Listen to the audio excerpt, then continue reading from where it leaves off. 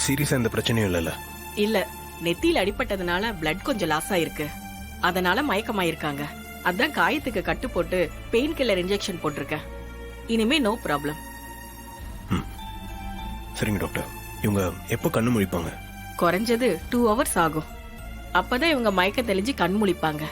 அப்படியா டாக்டர்? இவங்க சீக்கிரமா கண்ணு முழிக்கிறதுக்கு எதனா வாய்ப்பு இருக்கா? அப்படி வாய்ப்பு இருந்தா நானே சொல்லிருப்பனே. வேற வழி இல்ல, நாம 2 மணி நேரம் வெயிட் பண்ணி தான் ஆகணும். சரிங்க டாக்டர், எனக்கு வெளியே கொஞ்சம் வேலை இருக்கு, நான் போயிட்டு வந்துடுறேன். அது வரைக்கும் இவங்களை கொஞ்சம் கேர்ஃபுல்லா பாத்துக்க முடியுமா? நோ ப்ராப்ளம், நாங்க பாத்துக்கிறோம். எங்க நர்ஸ் இவங்கள மானிட்டர் பண்ணிட்டே இருப்பாங்க. சரிங்க டாக்டர். இவங்க கண்ணு முழிச்சதும் எனக்கு கொஞ்சம் கால் பண்ணி சொல்றீங்களா? கண்டிப்பா சொல்றேன்.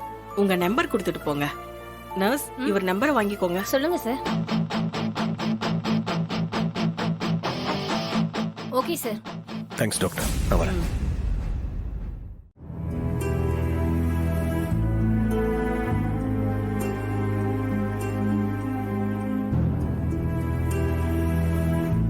மாமா, இந்த கிரிக்கெட் மேட்ச் எல்லாம் இருக்குல்ல மாமா, அதுல மட்டும் தான் பிரேக் விட்டு கொஞ்ச நேரம் கழிச்சு ஆட்டத்தை ஆரம்பிப்பாங்க. அதே மாதிரி நம்ம குடும்பத்திலயும் முகூர்த்த நேரம் முடிஞ்சு போச்சு, கொஞ்ச நேரம் கழிச்சு கல்யாணத்தை வச்சுப்போம், எல்லாரும் போய் சாப்பிட்டு வாங்கன்னு சொல்றது எனக்கு கொஞ்சம் புதுசா இருக்கு மாமா. என்ன பண்றது மாப்பிள்ள, எல்லா கல்யாணத்திலயும் நிச்சயதார்த்தம், மாப்பிள்ளை அழைப்பு, நலங்குன்னு சடங்கு சம்பிரதாயம் எல்லாம் நடக்கும். ஆனா நம்ம வீட்டு கல்யாணத்துல நிச்சயதார்த்தத்துல ஆரம்பிச்சு இப்ப வரைக்கும் யாராவது வந்து பிரச்சனை பண்றதே ஒரு சடங்கா வச்சிருக்காங்க. இதையெல்லாம் தாண்டி தான் ரேவதிக்கு நல்லபடியா கல்யாணம் நடக்கணும். ஆமா மாமா, அது நம்ம உண்மைதான். பாருங்க, கார்த்தி தான் நம்ம வீட்டுக்கு மாப்பிள்ளையா வரணும்னு நாமெல்லாம் ஆசைப்பட்டோம். ஆனா அவர் நர்ஸை தேடி வெளியூர் போயிருக்காரு. அவர் நல்லபடியா திரும்பி வரணும். கார்த்தி ரேவதியை கல்யாணம் பண்ணிக்கிறேன்னு ஒத்துக்கணும். இந்த கல்யாணம் நல்லபடியா நடக்கணுமேனு கவலையா இருக்கு. மாமா, நீங்க வேற, நான் முகூர்த்த நேரம் மிஸ் ஆனதும் இன்னைக்கு இந்த கல்யாணமே நடக்காதுன்னு நான் அவ்வளவு சந்தோஷப்பட்டேன். ஆனா அடுத்த நிமிஷமே அத்தை வந்து அடுத்த 2 மணி நேரம் கழிச்சு கல்யாணத்தை வச்சுக்கலாம்னு சொன்னது எனக்கு புஸ்ஸுன்னு ஆகி போச்சு மாமா. அவனே திரும்ப அந்த மேடையில வந்து உட்காருவான்னு நினைக்கும் போது எனக்கு அப்படியே கொடுப்பா இருக்கு மாமா. இந்த கார்த்திக் வரணும்பா. அவன் வந்தாதான் எல்லாமே சரியாகும். இவன் வேற போனவன் போயிட்டு சட்டு புட்டுன்னு வரானா? அவனுக்கு போனை போட்டாலும் போன் போலேங்கிறீங்க. என்ன பண்றதுன்னே புரியல. எல்லாத்துக்கும் கார்த்திக் வரணும். அம்மா, கொஞ்சம் பொறுமையா இருக்குமா. கல்யாணத்துக்கு தான் இன்னும் 2 மணி நேரம் டைம் இருக்குல்ல. இருந்து என்ன பண்றது? அதுக்குள்ள மாப்பிள்ளை நர்ஸா கூட்டிட்டு வந்து சாமுண்டீஸ்வரர் ரேவதியை கூப்பிட்டு நடந்ததெல்லாம் சொல்லி கல்யாணத்தை நிறுத்திடுவாரு. அதுக்கப்புறம் கார்த்தியை எப்படியா சம்மதிக்க வச்சு ரேவதிக்கும் கார்த்திகையும் கல்யாணத்தை முடிச்சிருவோம். மாமா, கடகடன்னு உங்க ஆசையை சொல்லிட்டீங்க. இதெல்லாம் கேட்க என்னமோ நல்லாதான் இருக்கு. ஆனா இதெல்லாம் சரியா நடக்குமா மாமா? நடக்கணும் மாப்பிள்ள, நடந்தே தீரணும். நடந்தே தீரணும் நீங்க சொல்றீங்க மாமா. மகேஷ் கூட நடக்கிற அந்த கல்யாணத்தை நிறுத்தினாலும் ரேவதியை நான் கல்யாணம் பண்ணிக்க மாட்டேன்னு கார்த்திக் உறுதியா சொல்றானே. ஆமா, அதுக்காக தானே வேலை மெனக்கிட்டு அவன் ஃப்ரெண்டு நவீன் ஒருத்தனை பெங்களூர்ல இருந்து வர வச்சிருக்கான். நாம இப்படி ஒரு பிளான் போட்டா கார்த்தி இப்படி வேற ஒரு பிளான் போட்டு வச்சிருக்கான். அவன் எப்படி ரேவதியை கட்டிப்பான்? அதுதான் எனக்கு டவுட்டா இருக்கு. ஆமா, அந்த நவீன் எங்க? காலையில இருந்து ஆளைய காணுமே. என்ன மிஸ்டர் பெங்களூர், எங்க போனீங்க? அட, நீங்க வேற சேகல. நேத்து மணமகன் ரூம்ல இந்த ரெஸ்ட் ரூம் போயிருந்தேன். வெளியில வரப்போ யாரோ என் மண்டையில அடிச்சு கடத்திட்டு போயிட்டாங்க. அட பாவிகளா.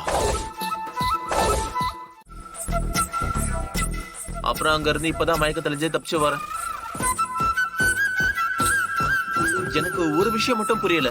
இந்த ஊர்ல, அதுவும் இந்த மண்டபத்துல எனக்கு எதிரின்னு யாரும் இருப்பாங்க?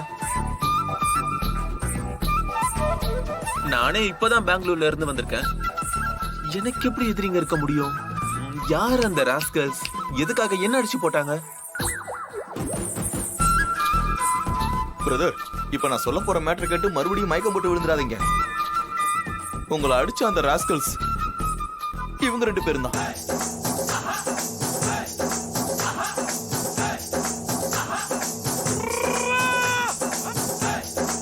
இவங்க 2 பேரும் எங்க கூட சிங்க்ல இருக்குன்றதுக்காக சிங்கு வேஷம் போட சொன்னா இப்படி டோட்டலா நான் சிங் பண்ணிட்டானுங்க. சாரி பிரதர், ஒரு சின்ன மிஸ்டேக் ஆயிடுச்சு. டார்கெட் மாதிரி போயிடுச்சு. டார்கெட்டா? ஆமா, அந்த மகேஷ் மாப்பிள்ளை இருக்கானே, அவன் தான் நம்ம டார்கெட். ஆனா தெரியாம நீங்க மாட்டிக்கிட்டீங்க. டோட்டல் நான் சிங் ஆகி போச்சுப்பா. என்னங்க இப்படி பண்ணிட்டீங்க? சாரி பிரதர், ஆக்சுவலி தப்பு உங்க மேலதான். என்னது? தப்பு ஏன் மேலையா? என்னங்க நீங்க அநியாயமா பேசிட்டு இருக்கீங்க? ஆமா பிரதர், உங்களை யார் அந்த பாத்ரூமுக்கு போக சொன்னது? மாப்பிள்ளை ரூம்ல மாப்பிள்ளை தான் இருப்பான்றது லாஜிக்கு. அதான் உங்களை அட்டாக் பண்ணோம். ஏப்பா லாஜிக் பர்ஃபெக்ட் லாஜிக் பா. அந்த லாஜிக் படி பார்த்தா தப்பு ஓ மேலதான். இருந்தாலும் பரவாயில்ல, பெரிய மனசு பண்ணி அவங்க 2 பேரையும் உங்ககிட்ட சாரி கேட்க வைக்கிறேன். அதே மாதிரி நீங்களும் அவங்க கிட்ட சாரி கேட்கணும். ஓகே? ஏப்பா சாரி கேளுங்கப்பா. வந்த விருந்தாளி கிட்ட இப்படியா முகத்தை பார்க்க மாட்டேங்கிறது? சாரி கேளுங்கப்பா. சாரி சார், ஏதோ தெரியாம தப்பு நடந்துச்சு. நீங்க யார் சார்? நான் டாக்டரோட ஃப்ரெண்டு சாமுண்டீஸ்வரி மேடம் வீட்டில் டிரைவரா இருக்கேன். அப்படி அவங்க வீட்ல இல்லையே. அப்படிங்களா? எங்க போயிருக்காங்க? அவங்க அர்ஜென்ட் வேலையா பெங்களூர் வரைக்கும் போயிருக்காங்க. சரிங்க, அவங்க எப்போ வருவாங்க? தெரியல சார்.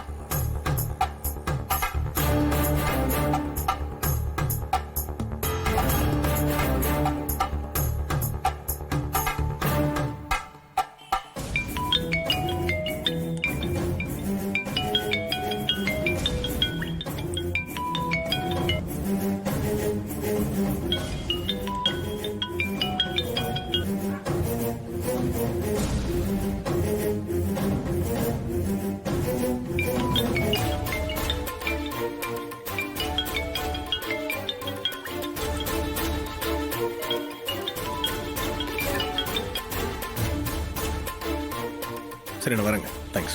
Okay sir.